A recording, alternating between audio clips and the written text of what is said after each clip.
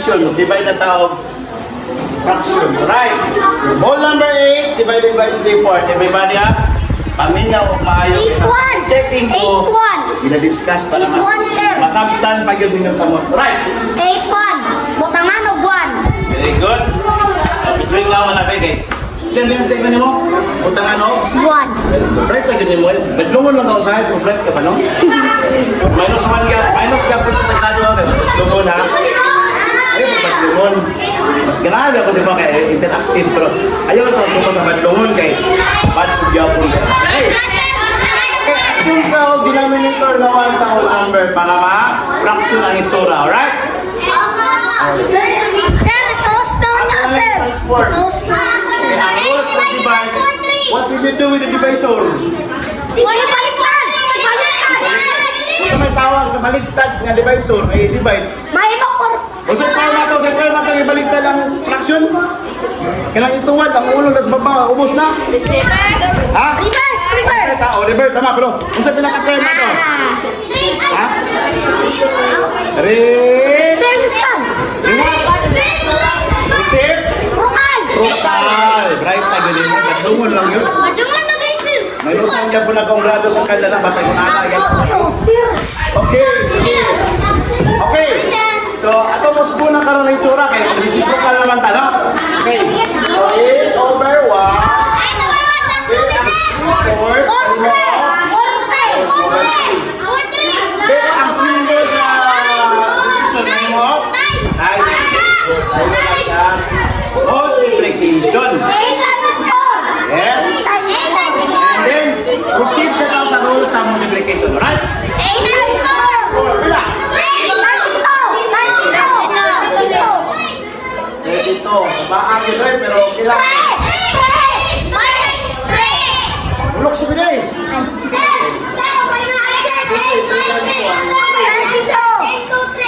Ha?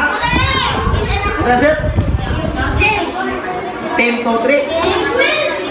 Yun daw, nakakasali. The numerator is bigger than the denominator. Divide. Very good. 32 divided by 3. Now,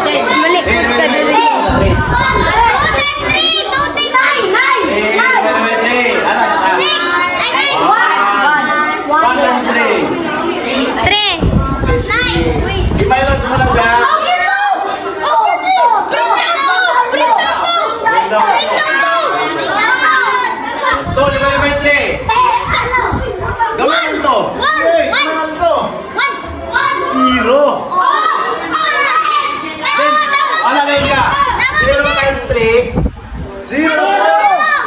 Saka hindi na ka mag-minus. Hindi na ka mag-minus.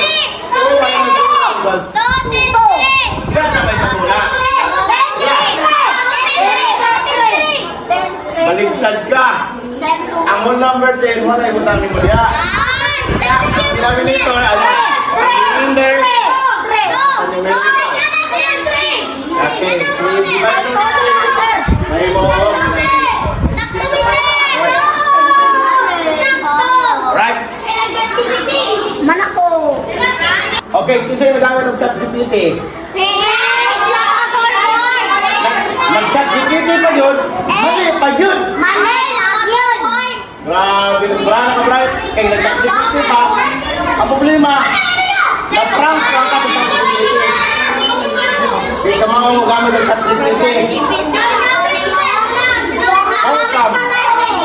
Wala ko, sir. How come nag-ChatGPT na mali pa yun?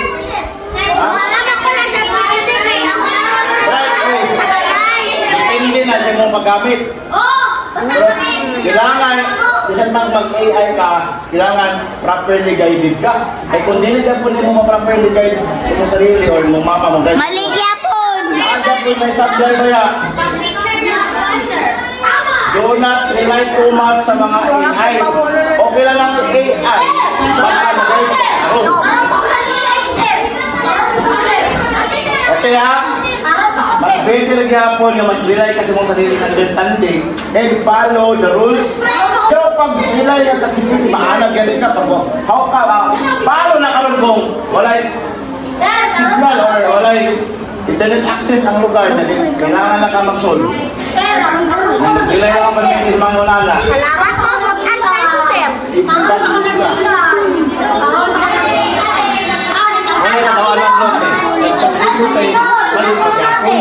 Alright. Salamat Let's move forward.